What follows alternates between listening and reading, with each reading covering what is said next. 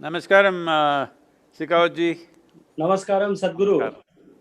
Namaskar. I would like to pay my regards and thanks to you for accepting our request for No. coming together It's on this my very privilege. important for this very important subject to have discussions over in very special time. The time is special because entire world is going through the greatest pandemic of this century, and everybody is suffering, everybody is worried, everybody is stressed.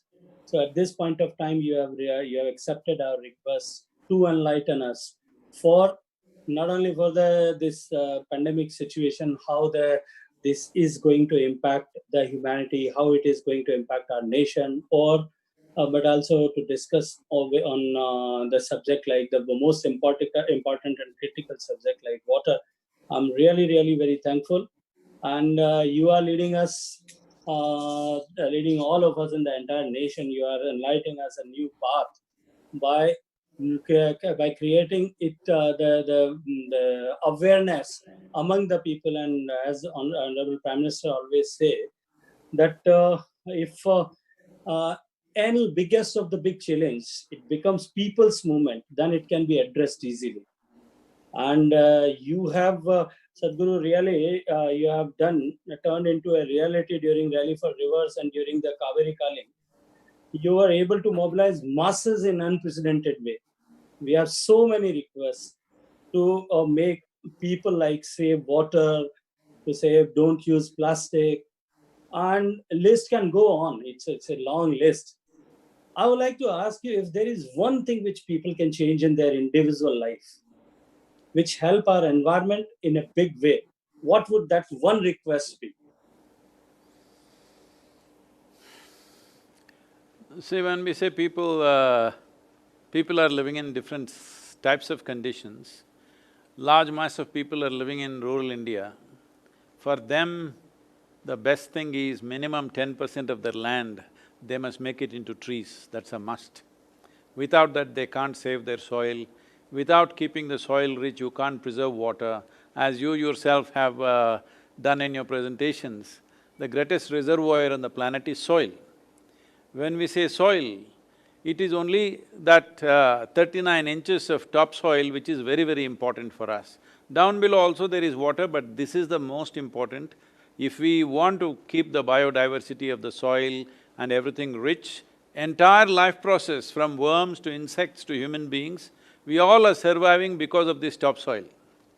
So, that is a prescription for the rural masses that at least 10% of their land must become trees. But for the urban people, see, there are many issues of plastics, this, that. I feel with small policy changes, those things can be fixed. I don't see that as a major challenge.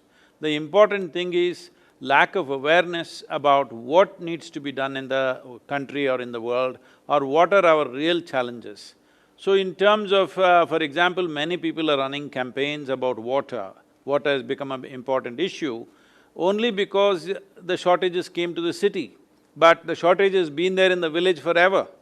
With one tap, 1,000 people are trying to catch water from one tap, and the ugliness that happens, the social situations that happen there. So, the most important thing is that we need to see how what we consume is minimized and what we waste is also minimized, or how recycling things can happen. So what can each individual do? See, if each individual acts, well, it is a good act as an awareness, but what is needed is a systemic act.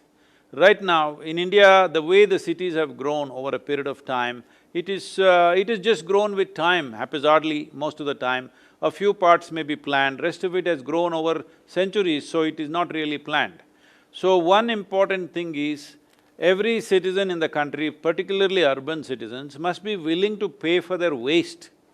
That the waste that is going out, the sewage that you let out, that needs to be treated, but right now the problem is of resources and things like that. So everybody should become willing that what I throw is also my responsibility. You're paying for electricity, maybe you're paying for water, most towns they're not paying for water, but nobody is paying for the sewage that they let out into the into the, the city municipality or whatever, there has to be a price for that. Responsible citizens must understand that ecology is not a tomorrow's problem, it's today's problem. It is not next generation which is going to suffer, it is you and me who is going to suffer. We are already suffering in many ways. Right now you see this pandemic itself, how it is panning out. It is only in cities. One thing is the density of the population, but I feel it is also the immunity systems in the city is not at the same level as it is in the villages. Because so many migrants have gone from the villages, they are not so sick, but people who are living in the cities are sick simply because their immune systems are also lower. There is substantial scientific evidence to show that if you live in a polluted place, your immune system will be lower than what it should be if you were in nature. So, considering all this, whatever we are throwing out in the form of sewage, in the form of waste, whether it's plastic waste, organic waste, or even pollution, let's say everybody must count how many hours in a month am I starting my car, so what is it that is going out, what is the price for that? If we think like this and become a conscious society, then solutions are many, because there is no one magic wand solution. For every aspect there is a different solution, but the fundamental thing is, those who can afford, the urban population I consider can afford, they must become first conscious and they must understand for every little thing, a piece of paper that you throw outside, you rev your car or motorcycle, for everything there is a price, ecological price. If they understand that and become conscious, I think that is the greatest thing they can do right now. I think that way the consciousness is the most important thing, and which bringing the consciousness among the people or cultivating the sense of consciousness, that is the critical factor, Sadhguru. Thank you very much, Sadhguru. Today is World Environment Day. Sadhguru, Yes. an entire world is celebrating Environment Day, though I believe that every day has to be Environment Day. Every day we will have to start praying and thanking the environment and the ecological system. But Sadhguru, how can we go beyond expressions of concern and hope, which is going on in the world, whether it is Paris or not Paris? What concrete actions can be taken, and a common man what he can do for saving the environment? See, the damage to the environment is on many different levels. Well, generally we think the automobile and industrial pollution in terms of air pollution and water pollution. See, when it comes to water pollution, it's very easy to fix, which we have made it as a part of the Rally for Rivers policy, which has been taken by the government. Central government has recommended this as official policy for all the 28 states. The simple thing is, right now, whatever polluting industries are there, we are asking them to purify their sewage. They only purify it on the inspection day, rest of the days they switch it off. I mean, that's how economy works, all right, because there is a cost to it. So the most important thing is we must set up sewage treatment industry. Treatment industry must be separate from the polluting industries. If you have a polluting industry and I have a treatment industry, and your pollution is my business, I will not let you let it out into the river. So they must be separate. In every other country, that's how it is. So we need to do that immediately. Industrial pollution we can easily control because it's easy to pipe it to one place and treat it. Now, as I mentioned earlier, because domestic pollution or sewage is going into the rivers or into the ocean in 1,000 different places. It's in one city, at least 100 to 500 outlets are there which are going into the river. Now, to gather all this in one place is a challenge, because this means a whole revamping of the drainage system in the city, which is not possible. You have to dig up the roads, maybe you'll have to dig up some buildings. I mean, it'll create a whole havoc. So that is more of a challenge. For this, there are now technology solutions where for each house, you can fix a small sewage treatment plant, which doesn't cost too much. Initially there's a cost. If they are not willing to fix, we can ask some private agencies to fix it and charge them for the treatment. So before the water comes into the public sewage, it is already 50% to 70% treated. So that water is safe, And another thing is, around every city there is a need for vegetable and fruit cultivation.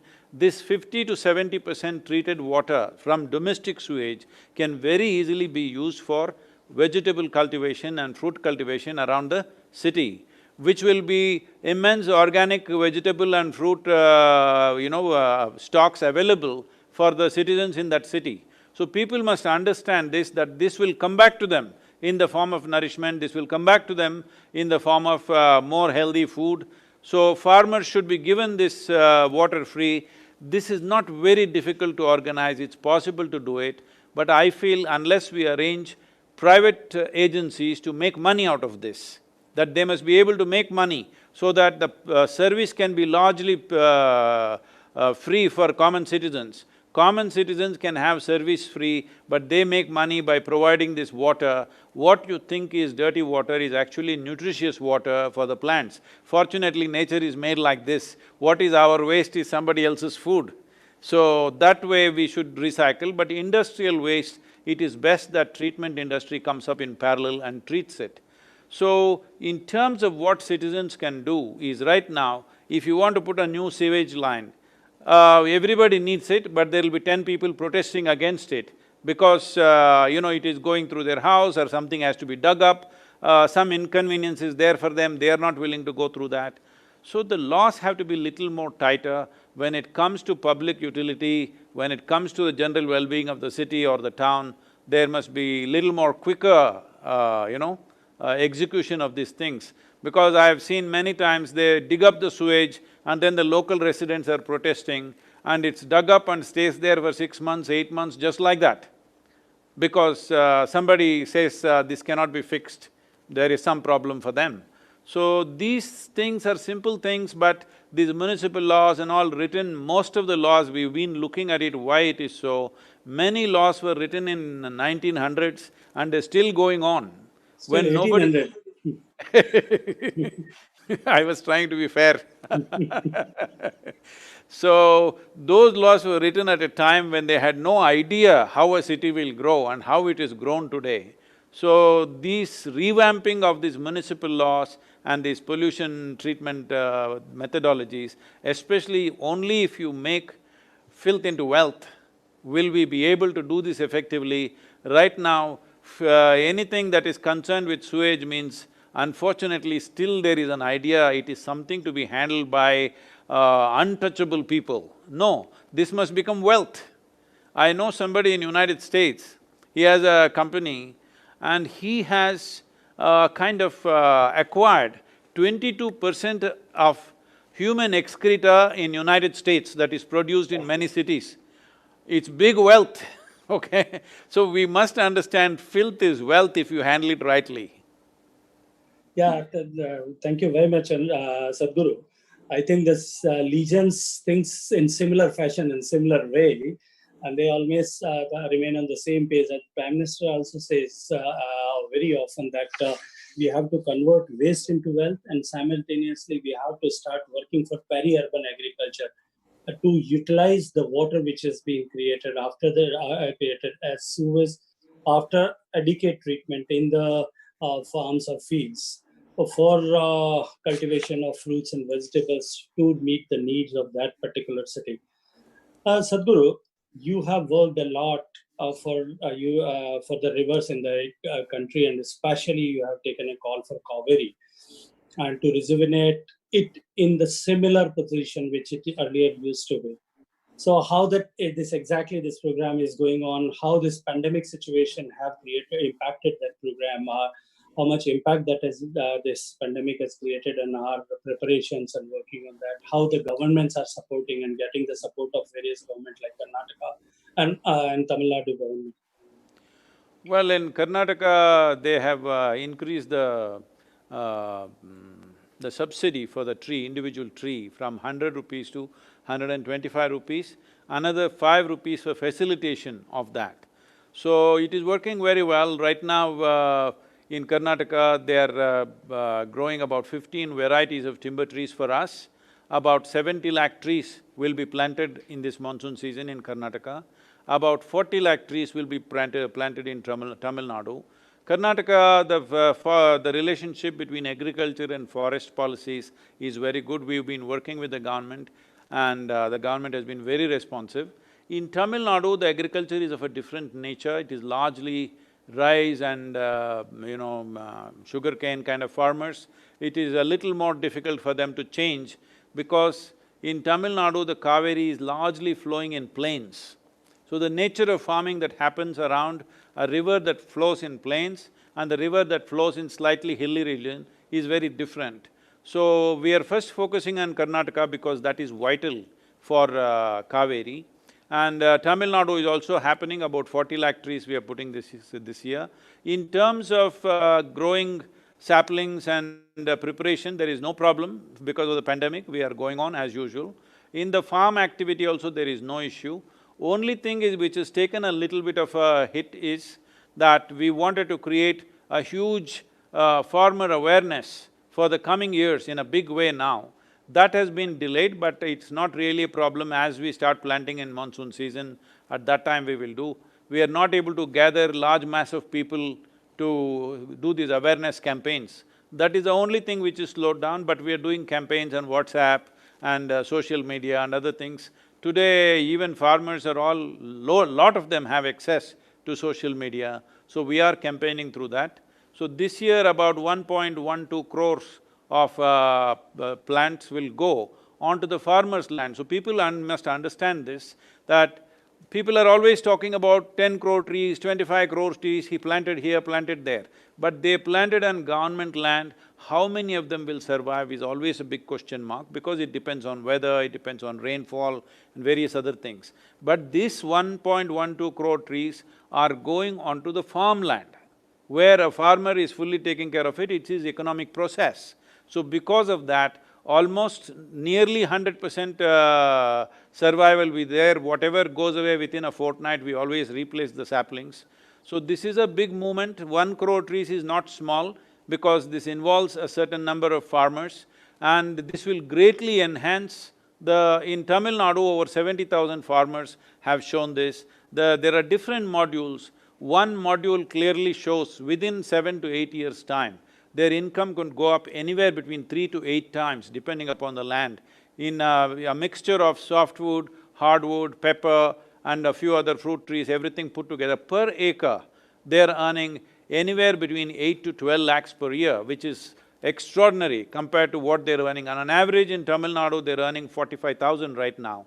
It multiplies many-fold, and as the years go by, within about 12 to 15 years, 2 to 3 times the value of the land he's got in his crops, standing crops. And as you know, there is a huge migration problem in the country, as we have seen the reverse migration just now. It is expected about 220 million people will migrate in the coming decade. That was before the virus came, that was the estimate. That many people no city is competent to handle. The only way to keep them in their lands is there must be long-term crops. Right now, they're doing 90 days to 120-day crops. 1 or 2 crops fail means the next thing is go to the city. If they have trees on the land in the form of fruit trees, timber trees, whatever, this is standing money there. They will not leave the land and come. There will be enough incentive for the farmer to stay on the farm. This is very important for the future food security of this nation. Similarly, Sadhguru, the government have taken initiative and Honorable Prime Minister have taken initiatives to bring change in the common man's life, and especially in the rural India, by providing electricity to everybody, by providing functional tap water to everybody in the country, every household in the country, giving them bank access, giving them toilets, everything.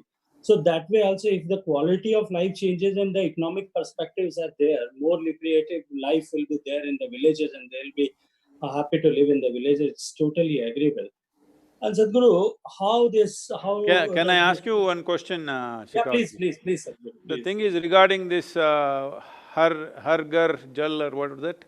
Yeah, Nal se Jal, Har Ghar Jal. Okay, Har Ghar Jal, whatever. I'm sorry, I'm not good at that. That is water in every house. Yeah. Is this all going to be done by the government agencies or can we involve ourselves in somehow facilitating this in a more ecologically sensitive way? Sadhguru, Very honestly, as this is the water is a state subject as per the constitution.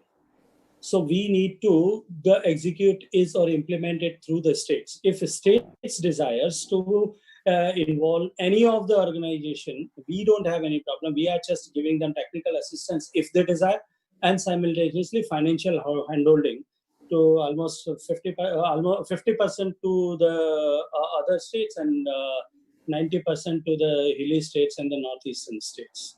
So that if a state desires, they can involve any agency or organization to execute in a more economical way, even more ecological way, rather I should say, that is the better term.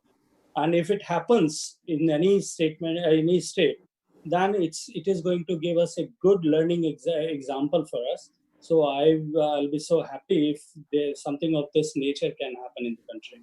We will see that.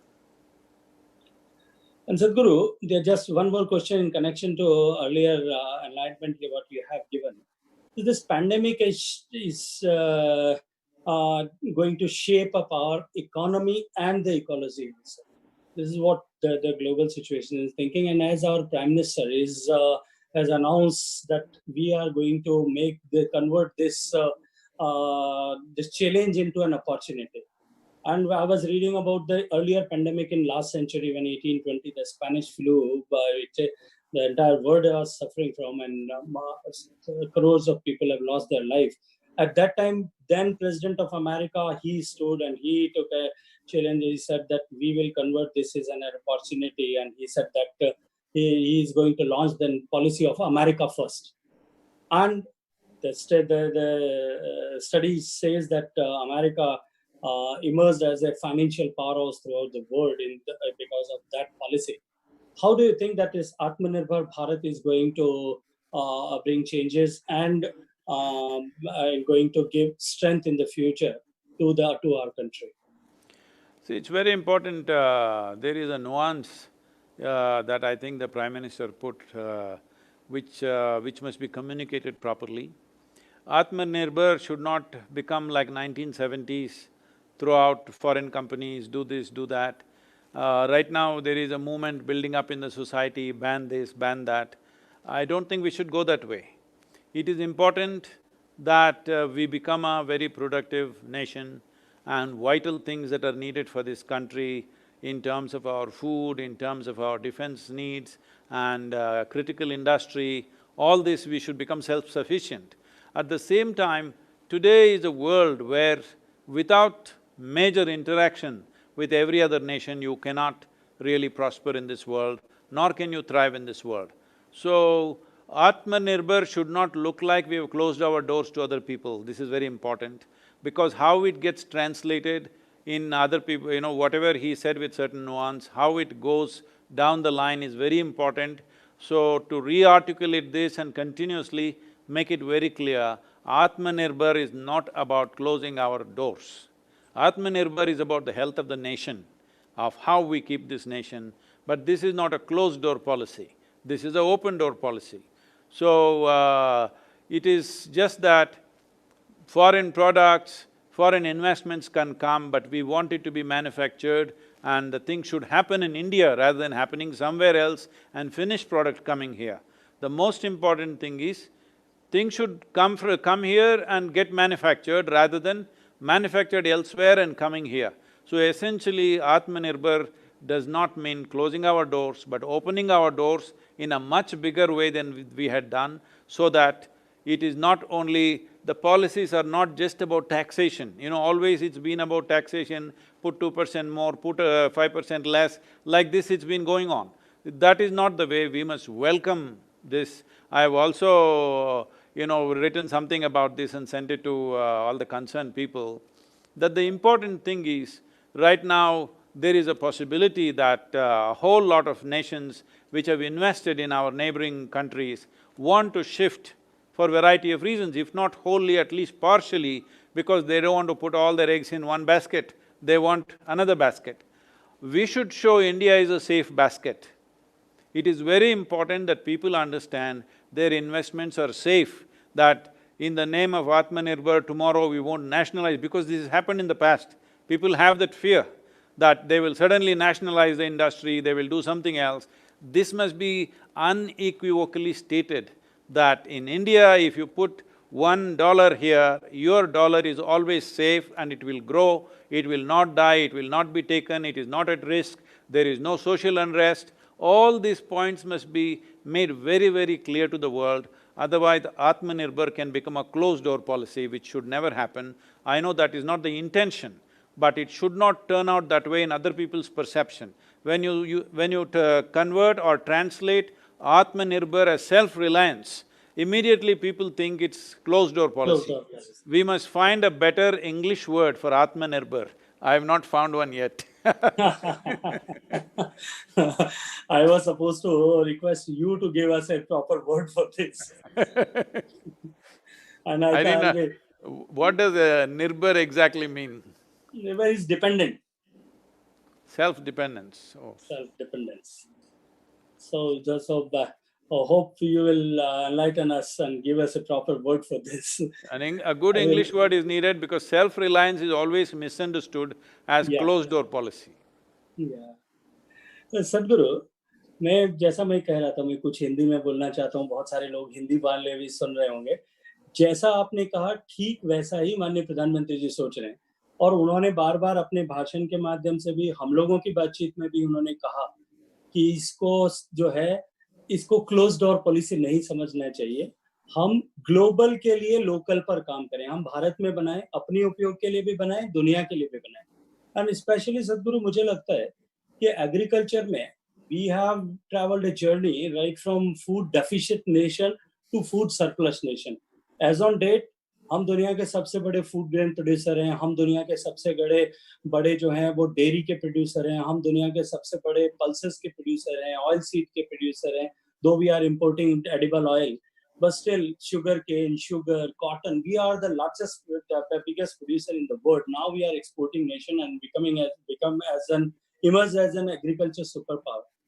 But simultaneously, we are blessed with the nature, by the nature that हमारे पास में सब तरह के temperate regions है. We are having all sort of temperate regions and we can grow whatever is edible in the world in our country.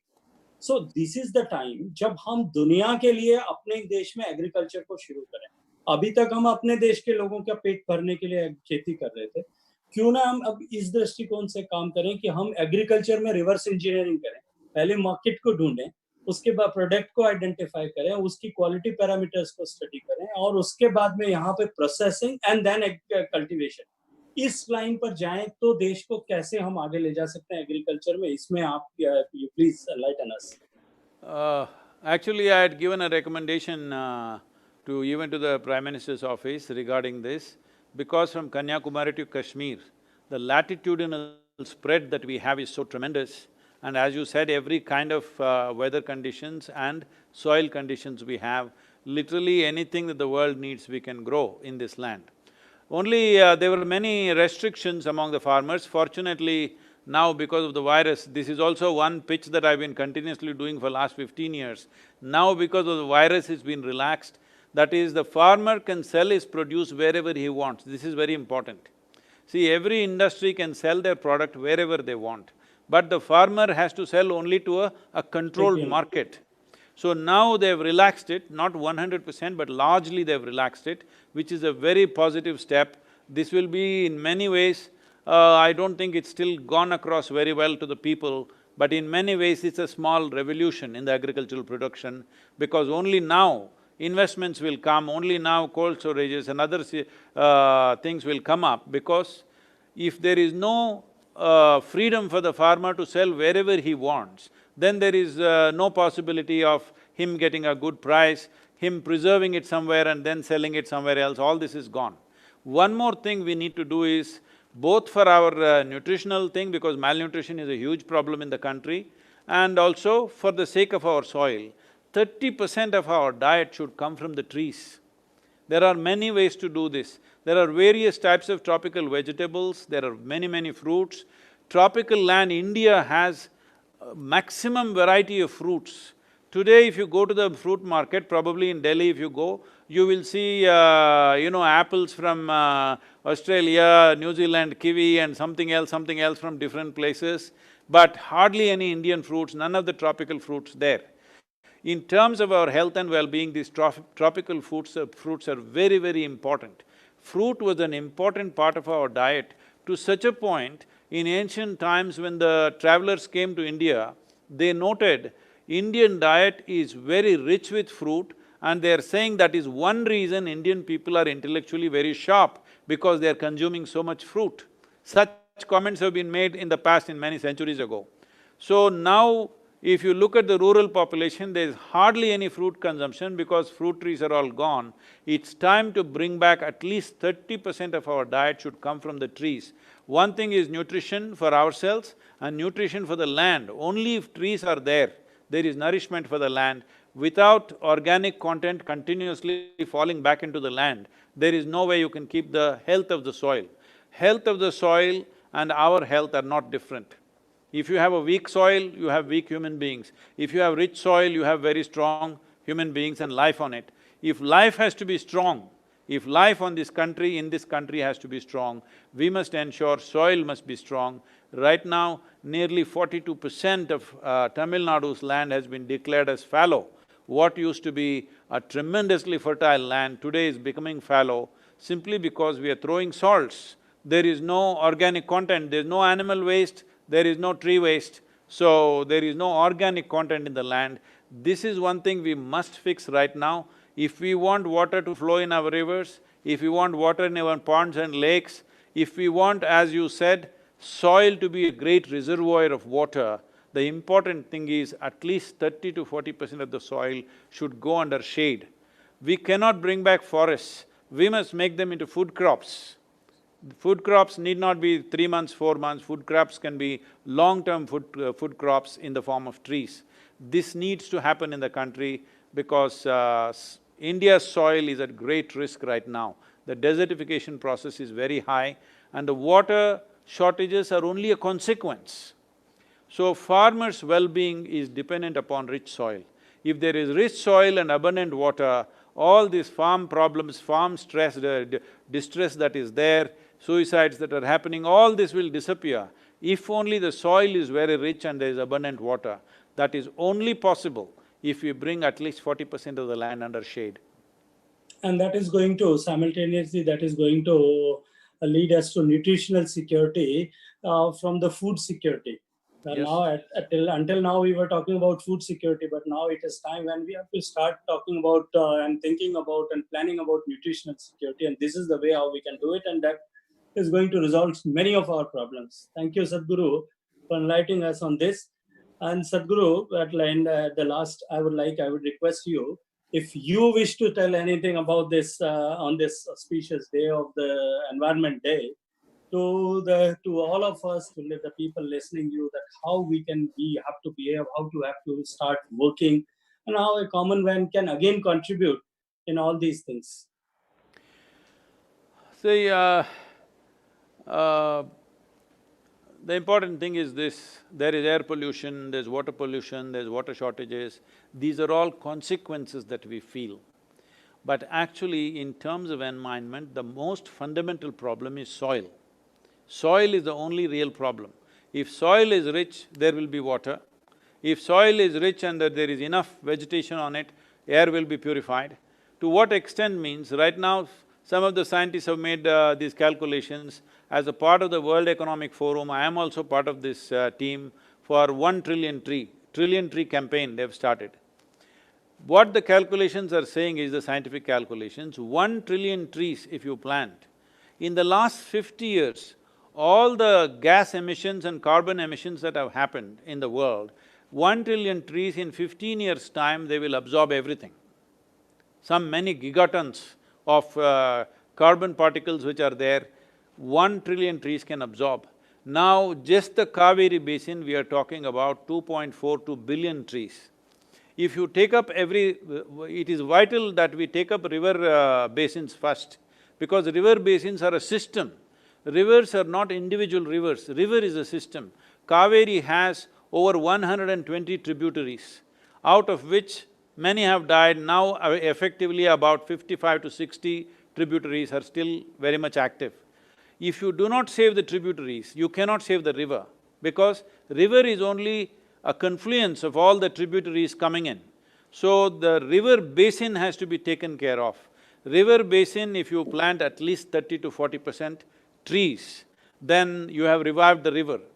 It is very important. When I spoke about this in United Nations, they said, Sadhguru, if you can just do this 2.4 billion plantations and show little improvement, just 5–10% improvement, this will become the world's model, you must do this. But it will take time. Right now our project is 12-year time. But why should we wait for 12 years to be over? This is not rocket science. This is the way nature was earlier. If we can simultaneously start in all the rivers in India and show in 12 to 15 years' time all the rivers are flowing at least 15 to 20% higher than what they are today, that will be the greatest thing that we can do. So instead of each individual trying to do their own thing, right now everybody wants to do their own thing.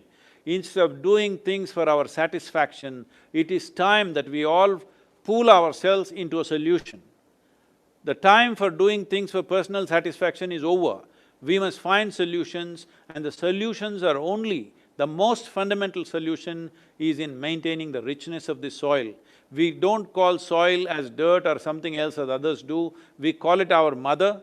It's called Mother Earth for us. In Tamil we say Thai Mannu, that means the soil itself is our mother.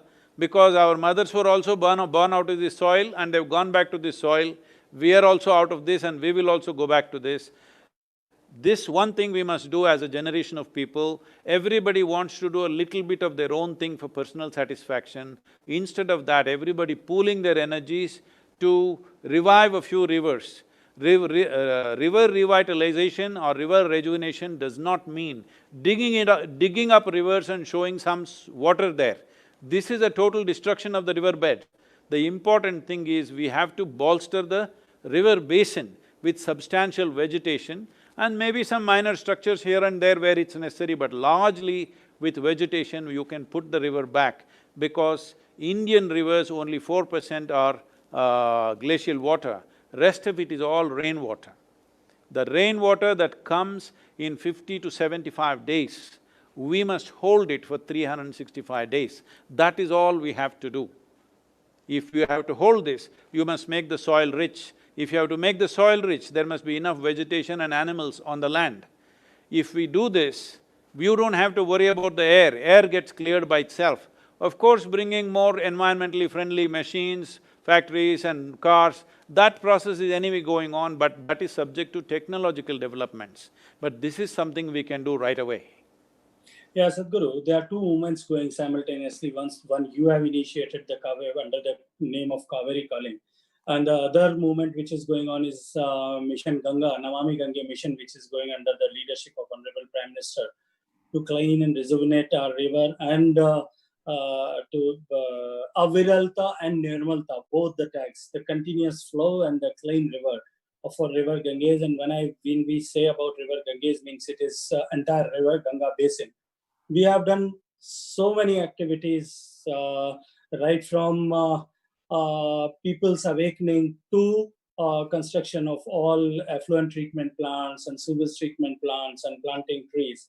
But I think these two movements simultaneously can create model for, and not only for the country, but also for the world, that how these two activities can revive the rivers and revitalize the rivers. How do you take up this? This can be a model for the entire tropical world. See, the temperate climate, the rivers are different. The models that we have adopted largely in the past, well, we did it out of whatever, at that time, whatever knowledge we had 50 years ago. We built dams like the European dams and the American dams. But today over 900 dams in America have been decommissioned because they find it most destructive. But we have not done anything like that here, we are still thinking of building more dams. But that is for a temperate climate. Dams are reasonably okay for temperate climate. In a tropical climate, damming the water and having a large pool of water is a very negative thing, because most of it is just gone. So the way to hold the water, as you in your very first statement you said, the greatest reservoir in the world is soil. This soil, if it has to be a reservoir, it's important it is organically rich, otherwise it will become like sand. Organically rich means there must be tree litter and there must be animal waste. Both must be going into the soil continuously, otherwise desertification of the land will happen. The most important responsibility we have as a generation of people is that we don't turn this precious land. One of the most organically rich land, in terms of biodiversity, Indian soil has the maximum amount of biodiversity. This land should not be desertification should be the last thing that happens in this land. We must leave this soil rich, this is most important, and this responsibility is on us as a generation of people. Yes, thank you, Sadhguru. As in our old books and our rishis and manishis, they have so told that this all the components of the nature, land, water, all the resources, natural resources, we are not the owners of that. We are the custodians. So as a custodian, we have to keep them intact. We have to even get them in better position, better condition, and transfer it to the next generation. If we do it in that manner, then it is goodness of ours, our humanity. Otherwise, it's not good, and we are not going to give the good things to the coming generation. You always speak about this. So I think this is the time when we can change the mindset of the people, that we are not the owners, we are not the consumers, we are the custodians. And that is how, by as we have already earlier also you have said, and our Prime Minister always says, that this is the way. If people become conscious, the common people become conscious and aware, then the transformation can happen easily. And Sadhguru, I would like to, before concluding this session, I would like to thank you for coming together on this platform today and enlightening us on this very auspicious and special day during this stress situation, when everybody is under fear psychosis, everybody is feeling afraid and tense because of this pandemic and the situation going on around the world. Thank you very much for enlightening us. No, this nation, Bharat, will come out of this situation stronger and better. It just takes a few months. Thank you. Thank you, Sadhguru. Pranam. Thank you very much. Namaskar. अच्छा हो गया